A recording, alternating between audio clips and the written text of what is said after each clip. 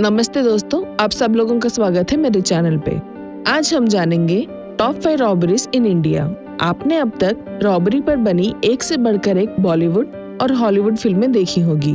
Police की नजरों में धूल झोंककर चोरों को मिनट में गायब होते हुए भी देखा होगा। लेकिन आज हम आपको रियल लाइफ रॉबरी के कुछ ऐसे किस्से बताने जा रहे हैं जिनके आगे बॉलीवुड और हॉलीवुड की फिल्में भी पानी भरती नजर आएंगी। ये आजाद भारत की वो चोरियां हैं जिनके बारे में जानकर न केवल पुलिस बल्कि हम आम लोग भी हैरान रह गए थे। चोरी की इन वारदातों के बारे में सुनकर कान से धुआं निकल आया था। इस दौरान चोरी को अंजाम देने के लिए डकैतों ने ऐसी तरकीबें इस्तेमाल की जिसे देखकर पुलिस के होश उड़ गए थे। नंबर 1, ओपेरा हाउस डकैती। 19 मार्च 1987 को मुंबई पुलिस मुख्यालय के पास एक कॉल आया जो मुंबई के सबसे बड़े ज्वेलरी स्टोर ओपेरा हाउस से था। शिकायत थी कि सीबीआई की एक टीम ने उनके स्टोर पर छापा मारा और उस टीम का लीडर लाखों के जेवरात लेकर गायब हो गया है। जब असली पुलिस वहां पहुंची तो उन्होंने देखा कि नकली सीबीआई की पूरी टीम वहीं थी, बस उनका लीडर मोहन सिंह गायब था। दरअसल मोहन सिंह ने 18 मार्च को टाइम्स ऑफ इंडिया में एक विज्ञापन निकाला था जिसमें लिखा था कि इंटेलिजेंस ऑफिसर और सिक्योरिटी ऑफिसर की पोस्ट के लिए जुझारू और सक्रिय लोग चाहिए। जब ये उम्मीदवार ताज कॉन्टिनेंट होटल पहुंचे तो उनका इंटरव्यू लिया गया और 26 लोगों को चुना गया।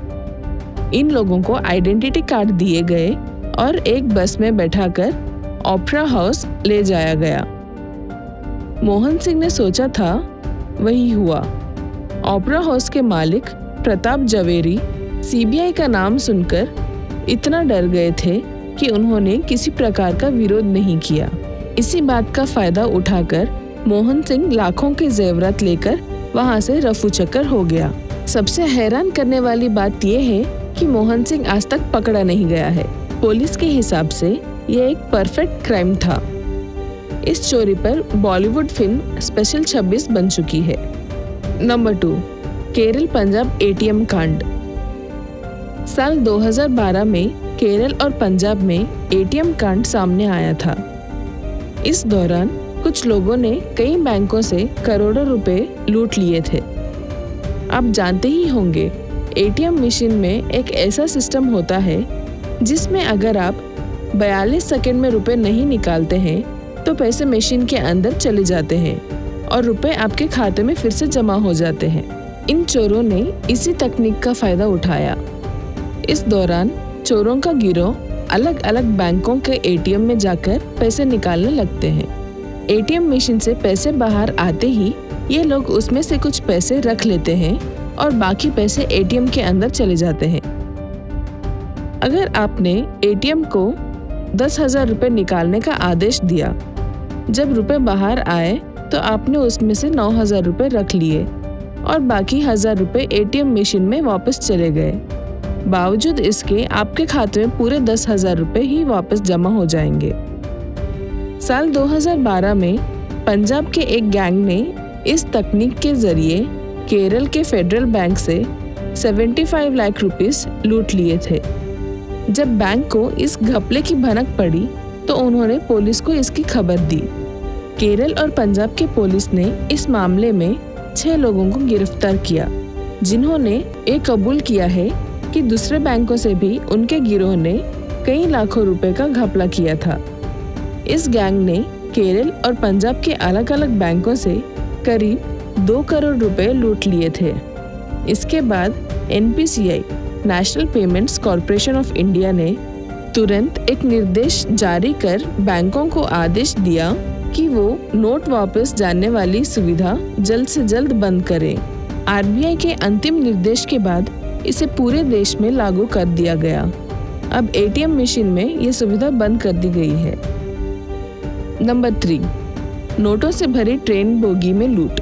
8 अगस्त 2016 को तमिलनाडु के सेलम से चेन्नई जाने वाली पैसेंजर ट्रेन में करोड़ों डकैती हुई थी। इस दौरान पैसेंजर ट्रेन की 2 रिजर्व बोगियों में रिजर्व बैंक ऑफ इंडिया के 342 करोड़ रुपए रखे थे, जिसकी हिफाजत के लिए ट्रेन में 18 पुलिस वाले तैनात थे। लेकिन जब ट्रेन सेलम से वृद्धाचलम का 140 किलोमीटर का सफर पूरा करती, तब तक ट्रेन में डाका पड़ चुका था। लुटेरे बोगी में करीब 2 फीट के छेद करके 5.78 करोड़ रुपए ले उड़े। इस मामले को सुलझाने में पुलिस को पूरे 730 डेज लगे।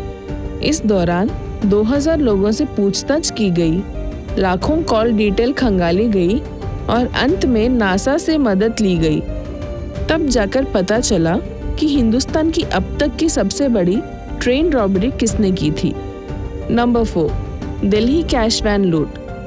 24 नवंबर 2015 डकैतों ने दिल्ली के एक प्राइवेट बैंक की कैश वैन से 22.5 करोड़ रुपए लूट लिए थे। इस दौरान पैसे बक्सों में थे और लुटेरे बक्से अपने साथ ले गए। इस लूट को देश की अब तक की सबसे बड़ी लूट माना जाता है। इस लूट का मास्टरमाइंड कैश वैन का ड्राइवर ही निकला, जिसे दिल्ली पुलिस ने 3 दिन बाद गोविंदपुरी मेट्रो स्टेशन के पास एक गोडाउन से गिरफ्तार किया था।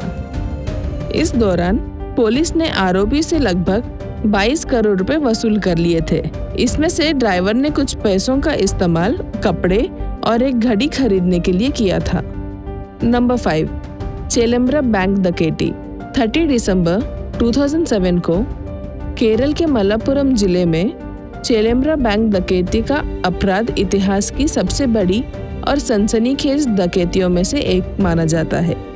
चेलम्बरा के एक रिहायशी इलाके में स्थित एक बिल्डिंग के पहले फ्लोर पर केरला ग्रामीण बैंक था, जबकि इसके ग्राउंड फ्लोर को 4 लोगों ने रेस्टोरेंट बनाने के लिए किराए पर ले लिया था। इस दौरान रेस्टोरेंट के गेट पर निर्माण कार्य का बोर्ड लगा दिया गया था, लेकिन ये बैंक डकैती की साजिश की प्लानिंग थी। इस बात की भनक किसी को भी नहीं लगी। 30 दिसंबर 2007 की सुबह जब बैंक कर्मचारी ऑफिस पहुंचे तो देखा कि लॉकर रूम की फर्श पर एक बड़ा छेद बनाया गया है। जांच करने पर पता चला कि बैंक से 80 केजी सोना और 50 लाख रुपए गायब है। इस दौरान बैंक से कुल 8 करोड़ रुपए की चोरी हुई थी। आपको इनमें से सबसे सनसनीखेज डकैती कौन सी लगी? नीचे कमेंट में जरूर बताइए। ऐसे ही और इंटरेस्टिंग टॉपिक्स के लिए हमारे चैनल को सब्सक्राइब करना ना भूलें। धन्यवाद।